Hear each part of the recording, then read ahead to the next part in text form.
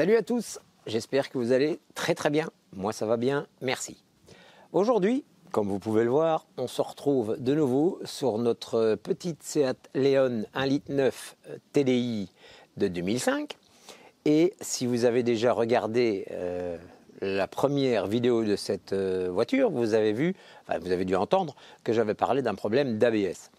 Eh bien en fait, le propriétaire, quand il a donné sa voiture au pseudo-garagiste, puisqu'il a quand même dû attendre 6 mois, et malgré les 6 mois d'attente, la pièce n'avait toujours pas été remplacée, le véhicule n'avait toujours pas été rendu à son propriétaire. L'argent que le propriétaire avait déjà donné, il n'en a jamais vu la couleur non plus. Et donc, on a dû aller récupérer de force le véhicule parce que, voilà, le propriétaire, sinon, il n'avait plus de voiture. Et donc, j'ai récupéré ce véhicule sans le bloc ABS. Donc, il y avait, je vais vous le montrer, il y avait un trou, en fait, avec les 6 durites qui arrivaient. Donc, les 2 durites qui viennent du mètre-cylindre ici, donc avant-arrière, sur le bloc, et puis eh bien une durite par roue. Donc voilà. Donc il n'y avait pas de bloc ABS. Alors ce qu'il faut faire, c'est en remettre un nouveau. C'est ce que j'ai fait. Mais il n'y a pas que ça à faire. Vous vous doutez bien que dans les nouveaux véhicules, c'est bourré d'électronique. Donc ce qu'il faut, c'est faire reconnaître ce bloc ABS en entrant un numéro bien spécifique qui correspond bien sûr à ce bloc ABS et qui le met en relation avec l'UCH. Pour ne pas avoir plein de défauts. Parce que l'ABS, il fonctionne aussi bien pour l'ESP que pour l'ABS, donc l'anti-blocage système, mais il doit savoir le diamètre de vos disques de frein, le diamètre de vos roues. Il y a plein de critères à rentrer en fonction. On doit savoir aussi s'il doit gérer l'ESP ou pas, parce que c'est une option, tous les véhicules ne l'ont pas. Donc voilà, et il existe différents blocs ABS. Donc, c'est assez complexe, je vais dire, de pouvoir faire toute cette opération. Alors, à savoir aussi que quand j'ai un petit peu vérifié toute l'installation, je reprends pseudo-garagiste, avait remplacé les étriers arrière du véhicule. Et moi, je les ai vus, j'ai vu qu'ils avaient été remplacés, donc ça, il n'y a pas de souci. Mais lorsque j'ai mis le nouveau bloc ici et que j'ai commencé à faire toute ma série de programmation et tout, j'avais un gros souci sur l'arrière et quelque chose qui ne fonctionnait pas. Ah bah oui, tout simplement, je vous le montrerai après. Eh bien, il y a un raccord en fait, un raccord femelle-femelle où il y a une longueur de tuyau de frein qui continue. Et le type, rien trouvé de mieux que de vouloir le serrer hyper fort comme un débile. Et de ce fait-là, il a fait faire un tour complet au tuyau. Donc pas à la vis, mais au tuyau. Donc c'est comme si vous prenez un tuyau d'arrosage et que vous faites un tour avec, il va se bloquer, il va se croquer, il va se bloquer. C'est ce qui est arrivé ici puisque j'ai le raccord dans la main. Mais sur le coup, en fait, il était uniquement que croqué. Donc moi, je n'avais pas de liquide qui allait plus loin. Donc j'ai dû faire des recherches pour trouver exactement ce qu'il était. Et j'ai trouvé, bien sûr, à la suite, ce petit truc-là qui était cassé, croqué. Donc on va regarder dans cette vidéo-ci comment réparer une tuyauterie de frein lorsque vous avez ce genre. Il n'est pas nécessaire de remplacer du début à la fin les véhicules. Parce que j'ai déjà vu qu'il y a beaucoup de personnes qui font ça, elles vont acheter du tuyau cuivré et puis on remplace du début à la fin. Ce n'est pas obligatoire. Vous pouvez couper sur un morceau de 50-60 cm, voire 1 mètre selon l'état de votre tuyau, s'il est fort rouillé ou quoi. Et vous pouvez faire un raccord avec des raccords de frein, bien sûr, à cet effet, et un outillage spécifique pour pouvoir refaire les corolles qui se trouvent en bout de tuyau et qui vont faire l'étanchéité de ceux-ci lorsqu'on va venir les serrer. Donc on va regarder à ça. Voilà. Bon, si vous tombez sur la chaîne impromptunément, sans l'avoir fait exprès, que votre doigt aurait ripé, vous n'hésitez pas, vous cliquez sur le petit bouton s'abonner. La petite cloche pour toujours être prévenu des vidéos qui vont sortir au fur et à mesure, et généralement c'est toujours le dimanche à 9 h. Le petit pouce bleu qui fait toujours grandement plaisir et qui sert au référencement de la chaîne sur YouTube. Et voilà, vous gardez les vidéos à votre aise si elles vous intéressent, si vous avez le même type de véhicule, s'il y en a 1000 là, ou quoi que ce soit. Donc vous partagez à votre aise les vidéos, il n'y a aucun souci. Toutes les questions, vous les posez en dessous de la vidéo ou alors directement sur mon email. Vous avez un email aussi, donc bricole.et.racagnac@gmail.com. ou alors vous êtes les bienvenus à nous retrouver également sur Instagram ou sur Facebook dans le groupe Bricoleur à Cagnac, où là on va discuter de tout ce qui est mécanique. Donc si vous avez un problème quelconque, que ce soit moto ou auto, venez nous rejoindre, vous êtes les bienvenus, c'est totalement gratuit. Et même les conseils aussi sont gratuits, que ce soit par moi ou par toute la communauté. Parce qu'on est une superbe communauté, je tiens encore à le dire, vous êtes super les gars, de me suivre, de tous vos mots gentils comme ça, et l'aide qu'on peut s'échanger, vous êtes superbes, vous êtes vraiment des gars superbes, j'ai une communauté géniale, là je n'ai vraiment pas à m'en plaindre, vous êtes tous superbes. Voilà, eh bien, écoutez, on va plus blablater plus longtemps, je vais vous montrer un petit peu déjà le bloc, voir qu'est-ce qu'il en est, où on en est arrivé, et puis on va regarder un petit peu le problème de cette casse de vis. Allez les amis, c'est parti. Go!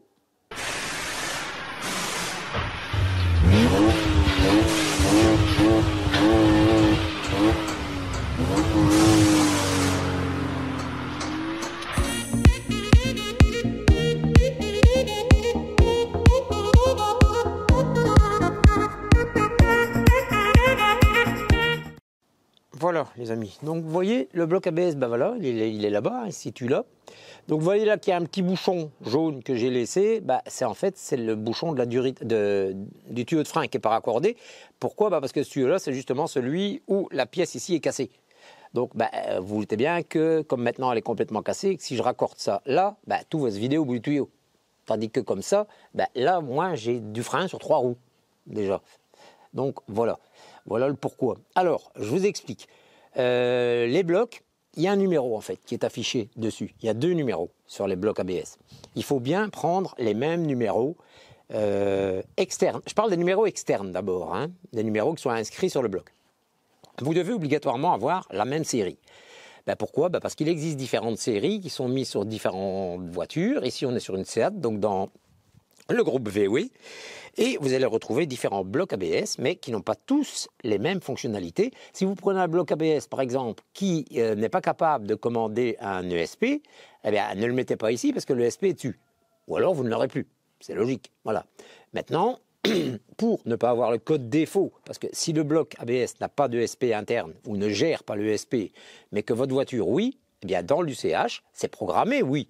Donc, il faut faire en sorte que l'UCH dise « Ok, ça va, on ne s'occupe plus de l'ESP. » Donc, c'est une programmation à ce moment-là à faire. Et là, on doit rentrer avec le logiciel VCDS, qui est le logiciel attribué au véhicule VW. On doit rentrer dedans. On doit aller dans les fonctionnalités ABS. Et là, on doit déterminer toute une longueur de chiffres bien spécifiques.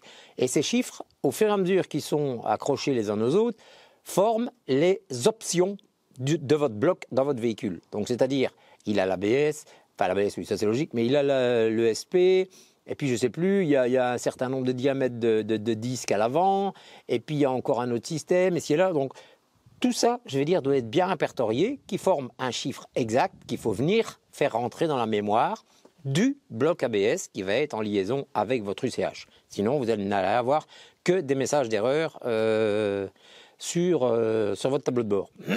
Alors, à savoir également aussi qu'il va falloir reparamétrer votre angle de direction.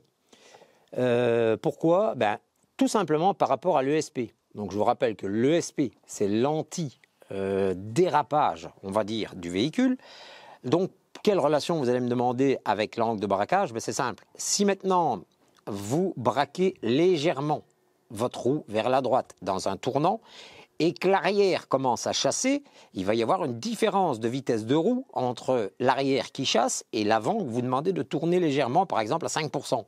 Bien, automatiquement, il va mettre l'ESP en fonction pour remettre votre véhicule sur la bonne trajectoire. Donc voilà pourquoi il faut obligatoirement avoir les bonnes données un peu partout dans votre calculateur moteur et dans votre bloc ABS.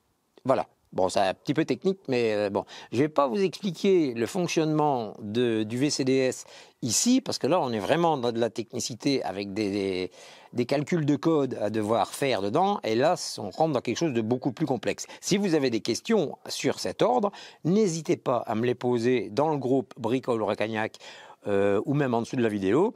j'essaierai de vous répondre, même avec des photos du logiciel ou quoi que ce soit, et les différentes maniabilités que vous devez faire. Voilà. Alors, maintenant, on va passer à la chose proprement dite de la réparation. On va passer en dessous de la voiture. Allez, à tout de suite. Alors, les amis, nous voici donc en dessous de la voiture, que j'ai surélevé et bien sûr sécurisé avec des chandelles. Et donc voilà, et donc vous voyez que ici on est en dessous, donc ça c'est le devant de la voiture par là, on arrive ici, et hop, au niveau de la roue arrière gauche, on a ici les deux tuyaux qui vont bien sûr donc au frein, hein. Donc on a un tuyau qui va, celui-ci, hop, il vient là, et après il y a un flexible qui vient là-bas sur la roue, et le deuxième ici, eh bien il y avait un raccord. Et donc voilà ce qui reste du petit bout, ici, hein, qui était là et qui était complètement torsadé. Et donc, bah, évidemment, de là, il sortait rien du tout. Donc nous, ce qu'on va faire, eh bien, on va couper ici. Donc, on va couper ça ici, 5 cm au-dessus, d'accord. Rajouter, puisque ça c'est l'ancien, donc on va rajouter un nouveau raccord ici. Et ici, on va couper, bah, on verra un petit peu où on a facilité pour travailler. Donc on verra un petit peu si on va couper à 5 cm, 10 cm, enfin bon, à un endroit où on a assez de facilité à travailler.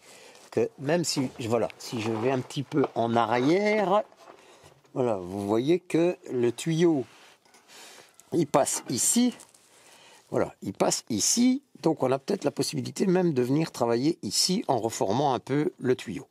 Voilà. Donc on va regarder un petit peu à ça, et en attendant, je vais vous montrer ce que l'on a besoin. A tout de suite. Voilà les amis, alors de quoi allons-nous avoir besoin pour remplacer ce petit morceau de tuyau de frein? Eh bien, tout d'abord du tuyau de frein, hein. Donc ça, moi ici j'en ai acheté 2 mètres, donc vous avez le choix, vous avez soit du tuyau comme ça qui est noir déjà, donc avec un petit revêtement peint en noir, ou alors vous avez l'état brut qui est cuivré, donc vous avez le choix. Vous savez trouver ça en longueur de 50 cm jusque... je crois que c'est 25 mètres, je crois même. Donc voilà, il n'y a pas de souci. Alors, le but, ce sera d'arriver à faire quelque chose de ce genre-là. Donc à faire une sorte de corolle, ici, une corolle, pour venir remettre un nouvel adaptateur en dessous, comme ceci. Alors, bien évidemment, en ayant acheté ce tuyau, il faut acheter des embouts. Donc ici, j'ai 3 embouts femelles, donc femelle-femelle, et 6 embouts mâles. Voilà, je vais acheter ça simplement pour avoir un peu de stock. Je ne fais pas faire ça tous les jours. Et alors, vous avez besoin, c'est de ce petit coffret, ici, voilà, qui est un coffret justement pour recréer les corolles, les petites corolles, coronettes, je ne sais pas comment on appelle, au bout des tuyaux ici, et qui vont faire, bien sûr, de 1, empêcher que le tuyau ressorte, et de 2, lorsqu'il va venir être serré, faire l'étanchéité. Alors, comment ça fonctionne? C'est relativement simple. Vous avez ici ce qu'ils appellent la presse. Donc, cette presse, en fait, elle s'ouvre. Voilà. Ce qui permet de venir mettre le diamètre du tuyau que vous avez acheté dans le trou qui correspond à cet effet. Donc ici, on va prendre l'exemple. Voilà. Je vais pas le faire comme ça, mais je vais vous montrer. Donc, désolé si je passe devant.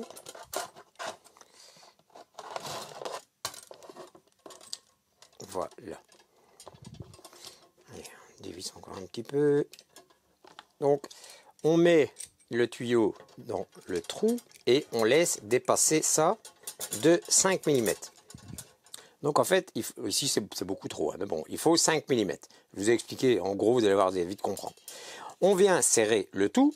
Ici, à l'intérieur, il y a toutes des petites griffes qui vont empêcher que votre tuyau sorte complètement.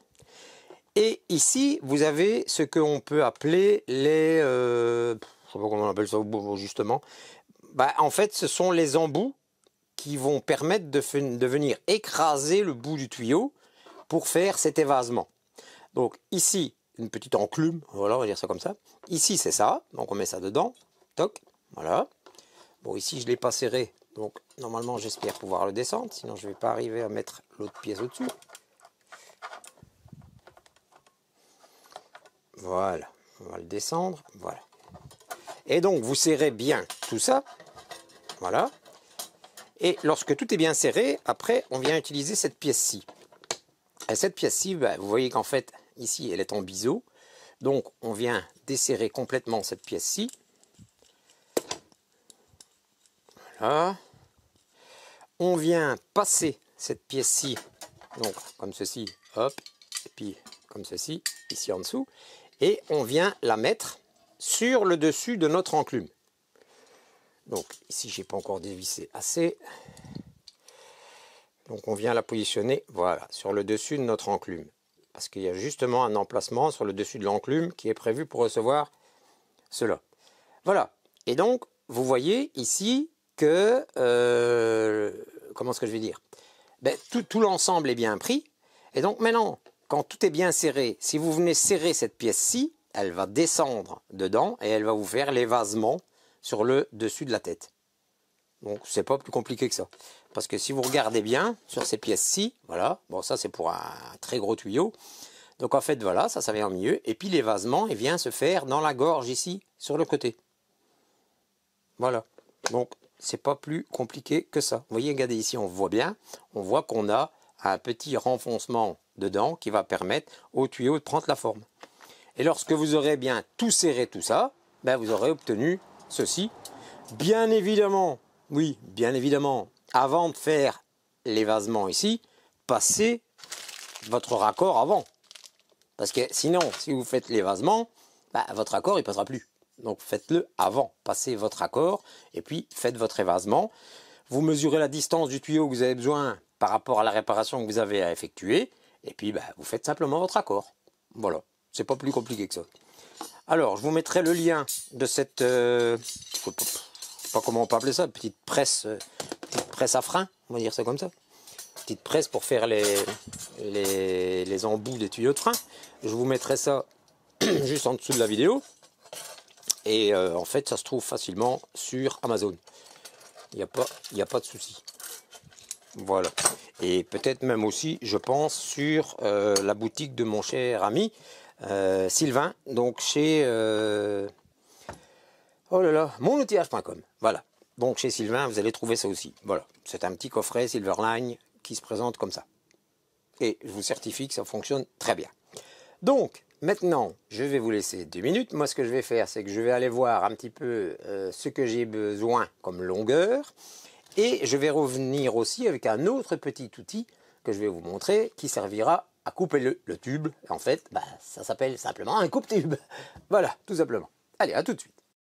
Alors, mes amis, donc, ce que je vous disais, en fait, voilà, c'est ceci, c'est un coupe-tube. Mais par contre, ce que je vous préconise, c'est de prendre le modèle plus petit. Il existe des tout petits coupe-tubes, et j'arrive plus à retomber sur le mien. Je crois que je vais être bon pour en racheter un. Des tout petits coupe-tubes comme ça, généralement rouges. Et pourquoi? Parce qu'en fait, vous allez avoir plus facile pour tourner autour du tube qui est sur la voiture. Parce qu'avec celui-ci, je pense qu'on va venir taper contre certaines choses sur le châssis, par exemple. Et donc, on ne saura pas faire grand-chose. Alors, sinon, eh bien, bon, vous coupez donc votre tuyau à la longueur que vous voulez. Vous n'oubliez pas, avec le petit outil ici, débavurer l'intérieur. Et alors, comme beaucoup font généralement, c'est que les petits modes d'emploi de ce genre, généralement on ne les lit pas. J'ai quand même lu, et en fait, je m'excuse parce que je me suis trompé quand même un petit peu. Enfin, trompé oui et non. C'est que le principe, c'est bien le même, donc c'est bien ça. On vient bien mettre le tuyau approprié dans le trou approprié, on serre l'ensemble. Mais il y a 2 manières. Soit vous le faites déjà directement comme ceci sur la tête du tuyau, et donc en fait il va prendre la forme de l'évasement que vous voyez ici. Donc ça c'est une chose possible à faire. Ou soit vous le faites avec une matrice comme moi j'ai fait ici, et là en fait c'est pour avoir un double évasement. Donc ne me demandez pas trop la différence entre le simple et le double évasement.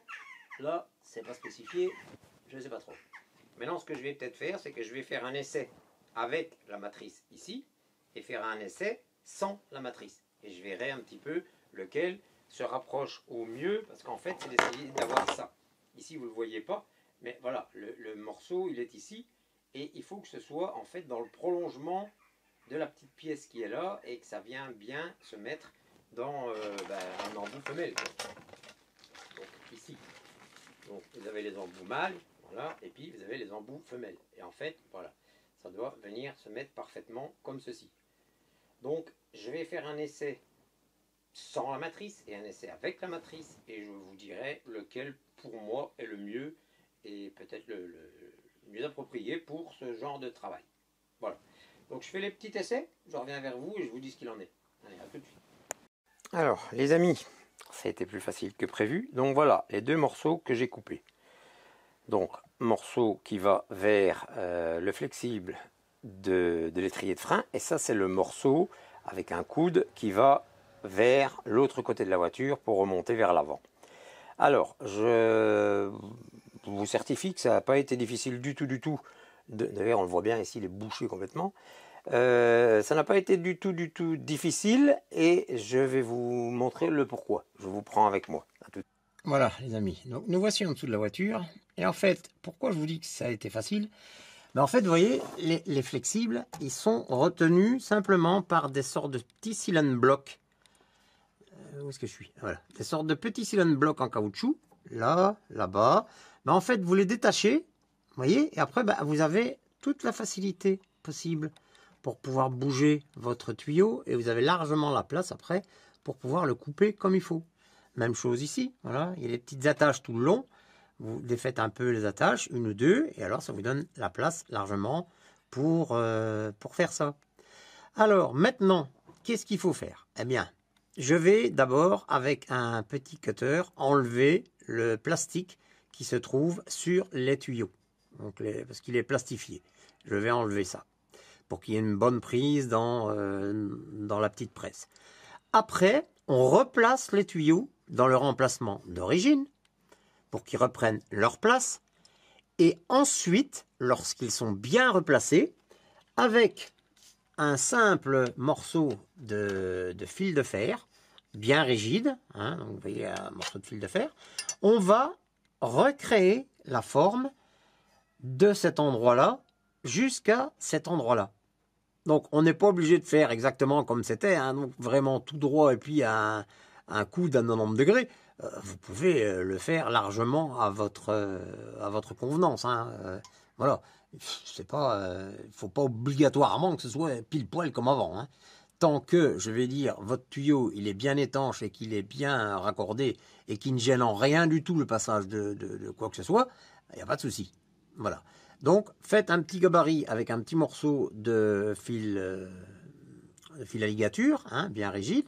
Vous le coupez à distance, vous le formez selon la forme du coudage que vous avez légèrement besoin. Parce qu'attention, ne croyez pas que le tuyau de frein que vous avez là, vous allez pouvoir le tordre directement pour faire un coude à 90 degrés. Vous allez le croquer. Pour ça, il faut une cintreuse. Je n'ai pas de cintreuse, donc je vais faire un coude large pour pouvoir accorder ces deux pièces-là. Et je ne vais pas m'amuser à faire un coude à 90 degrés comme il était avant. Voilà. Ce genre de coude ou quoi que ce soit peut être utile, ok, si par exemple c'est comme ici, vous voyez, voilà, on arrive droit et puis on doit remonter pour aller se mettre sur l'agrafe du flexible.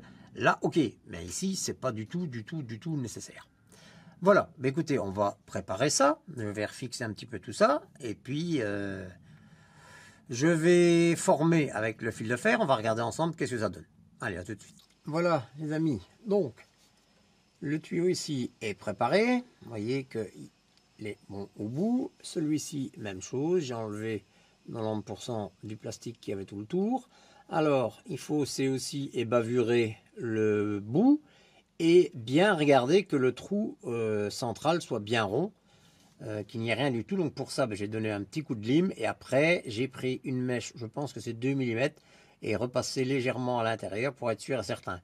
Après, vous donnez des coups bien sûr vers le bas au cas où il y aurait quelques petites limailles à l'intérieur pour faire sortir tout ça. Voilà. Alors maintenant, je vais replacer les tuyaux dans leur emplacement d'origine et on va mesurer avec un fil de fer pour avoir l'emplacement exact. Bon, je ne sais pas malheureusement vous filmer et faire ça en même temps. Je suis sous la voiture et là je n'ai que deux mains. Donc si j'ai une main qui est prise par l'appareil, ça va être un peu difficile. Donc je positionne tout ça et après je vous explique et je vous montre. Alors les amis, je reviens un petit peu sur ce que j'ai dit parce que je viens de m'apercevoir que en fait, j'ai fait une grosse boulette. Enfin, une grosse boulette, c'est pas une grosse boulette, mais c'est un problème. Et il faut que je vous l'explique. J'avais vraiment pas pensé à ça. En fait, moi, donc, j'ai regardé la longueur du tube, j'ai coupé, et après je me suis dit, voilà, on va faire la collerette là, ici et là, et je laisse un peu de place pour mettre mon embout, comme ceci. Ok, mais ce que j'ai pas pensé, c'est, donc quand vous mettez votre embout, évidemment, arrivé à un moment donné, à l'angle ici, c'est pas aller plus loin. Voilà. Donc, il reste un morceau de tuyau, je vais dire ici, mais qui doit être suffisamment long pour pouvoir y mettre votre presse dessus. Et la presse, elle a une certaine épaisseur. Voilà. Donc, ce qui veut dire que si vous, comme moi j'avais fait, puisque j'ai déjà refait, hein, il y avait un morceau de tuyau avec une autre courbe ici, mais j'avais pas assez de place. En fait, si vous voulez, c'est comme si le petit... oh, c'est pas vrai. Le petit raccord, voilà, c'est comme s'il était là, disons, voilà. Eh bien, là où il est mis, comme ça, je sais pas mettre ma presse, je sais pas venir faire ma collerette. Donc, faites attention d'avoir suffisamment de place pour pouvoir reculer votre raccord et avoir suffisamment d'aisance ici pour pouvoir mettre votre petite presse après pour faire la collerette. Et ça, c'était l'erreur que j'avais fait. Je n'avais pas pris ça en compte, l'épaisseur de la presse, et donc je me retrouvais trop court. Je ne savais pas faire ma collerette. Donc ici, j'ai pas de problème, je l'ai recoupé un petit peu plus long. Donc je mettrai 5 cm de tuyau en plus. Et donc voilà. Voilà. Et ici, je ne sais même pas sur celui-ci si ça va aller ou si je vais peut-être devoir le couper là-bas. Donc ça, je vais regarder après en mettant le bout. Parce que vous voyez que ça fait quand même un bon centimètre, voire même plus. Hein, ça fait plus d'1 centimètre le morceau. Donc dès que je l'aurai mis là, est-ce que j'aurai encore assez de place pour mettre ma presse? Ben, je verrai. Si pas, ben, à ce moment-là, je le couperai plutôt ici et je ferai un long morceau. Voilà. Donc, je vais maintenant faire la collerette ici au bout. Et puis, je replace ça dans sa place. Et puis, je regarde pour faire la même chose ici et voir si je dois recouper là ou si je peux utiliser le morceau ici. Allez, à tout de suite, les amis. Alors, les amis, voilà, je vous montre le premier raccord ici. Donc, lui, il est bien fait. La corolle au bout, elle est super bien plate. Donc là, il n'y a vraiment pas de souci. Et vous voyez, ce qu'il faut laisser plus ou moins comme place, ben, on va dire 3 cm. 3 bons centimètres et là vous êtes dans le bon. Ça va? Alors, maintenant celui-là donc est fait. Je vais regarder pour faire celui-ci. Et dès que celui-ci est fait, après on prend la mesure. A tout de suite. Alors les amis, voilà. Voilà mes deux raccords qui sont mis. Donc, en voilà un ici, qui est déjà raccordé sur le manchon femelle. Et l'autre qui est là, qui est repassé déjà en tout son emplacement d'origine. Et qui est aussi avec le manchon femelle. Donc, qu'est-ce que je vais devoir mesurer avec mon fil de fer? Ben, c'est de pouvoir aller de là à là, tout simplement. Alors, on mesure la moitié du manchon, hein, parce que le emmanchement, je vais ir jusqu'à la moitié. Donc, on prend un fil de fer et on va essayer de faire une sorte d'arc de cercle, pas trop grand, pas trop petit, pour avoir des crocs de genre. Quoique le tuyau, c'est quand même le faire bouger, hein, c'est pas ça, c'est le faire bouger. Un angle comme ça, c'est pas difficile à faire. Mais si vous voulez faire un angle droit comme ça, là, c'est un petit peu plus compliqué parce que ça risque de croquer. Donc, on va mesurer de là à là avec notre fil de fer. On va reporter ça sur ce qu'on a déjà de l'autre côté. On fabrique un morceau de cette longueur-là et on regarde après si on sait venir adapter ça dans notre ensemble ici. Allez, à tout de suite. Alors les amis, donc voilà, la réparation est terminée. Alors, je vois déjà tout de suite et j'entends déjà tout de suite les rageux qui vont me dire « Ouais, c'est quoi ce machin? Ça n'a pas du tout l'air par rapport à l'origine. » Oui, vous avez raison. C'est pas du tout les mêmes angles que celui-ci, par exemple. Vous voyez? Non, moi, le tuyau, il est là, il fait une grande courbe et il revient ici. Bah oui, désolé, je n'ai pas de cintreuse spéciale pour faire des angles comme ça ici. Et je n'ai pas envie de faire de crocs dans mon tuyau et empêcher le liquide de frein de passer. Donc ici, c'est remis dans les emplacements d'origine. Ici aussi, dans les clips d'origine. Et j'ai même mis encore un Serflex, un colson en plus.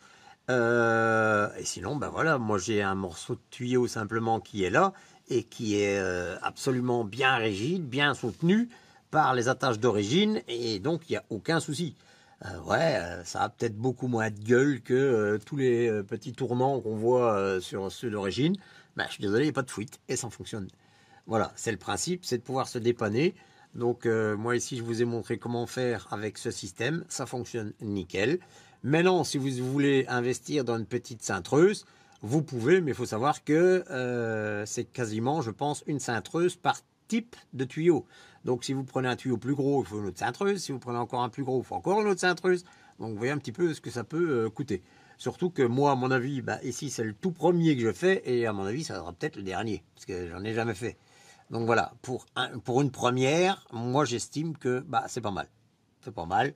Voilà, le système il est réparé, c'était cassé, ça fonctionne et c'est remis dans les attaches d'origine. Voilà, pour moi, c'est nickel. Voilà, les amis. On va passer au débrief. Allez. Ben voilà, les amis. Donc, vous avez vu comment on répare une tubulure de frein. Donc cassée, soit parce que en reculant, vous l'avez accroché avec un piquet qui est dépassé ou un pavé. Ça peut arriver, hein. Ou alors même à la rigueur qu'elle soit rouillée, comme ici, par exemple. Elle était, ici c'est le gars en fait qui avait tellement serré qu'il avait fait faire un tour au tuyau. Donc tout était un petit peu mort. Donc voilà, en fait le petit kit que vous avez ici, ça sert à refaire les bouts des petites corolles, comme ça ici. Hein. Donc vous achetez du tuyau comme ça, voilà. Ça se vend au mètre, 2 mètres, 5 mètres, 10 mètres, 25 mètres. Sur Amazon, vous savez trouver ça. Vous faites vos petites corolles ici. Vous mettez les petits embouts, mâles et femelles. Et vous savez réparer vos canalisations de frein sans devoir aller tout démonter à la casse pour remettre du devant jusqu'à l'arrière. Parce que c'est pas nécessaire de tout démonter. Parce que là, c'est quand même un travail de titan. Hein. Tandis qu'ici, vous avez vu, voilà, c'est un kit de réparation, ça fonctionne nickel. Le tout, c'est de faire ça avec parcimonie. Oui, je suis d'accord, je n'ai pas repris les passages exacts, ni les pliures exactes, comme ceci, voilà, de l'origine, mais je n'ai pas de cintreuse spécifique pour plier le tuyau comme ça. Si je le plie à la main, je vais le croquer. Donc voilà, j'ai préféré faire une grande courbe qui fonctionne, c'est nickel, ça tient très bien. C'est moins esthétique, mais on passe pas sa vie en dessous de la voiture à regarder la courbure des tuyaux de train. Hein. Voilà, tout à fait. Alors les amis, écoutez, j'espère que ça a pu vous aider, si jamais vous allez avoir ce type de problème. Alors, à savoir quand même que le kit peut aller jusque de très très très gros tuyaux. Hein. Donc camion et tout, il n'y a aucun souci. Hein. Voilà. Donc je vous montrerai, je vous mettrai le petit lien en dessous dans la vidéo. Si vous avez des questions, vous n'hésitez pas. On se retrouve pour une prochaine vidéo dans les prochaines aventures. Salut, salut, salut!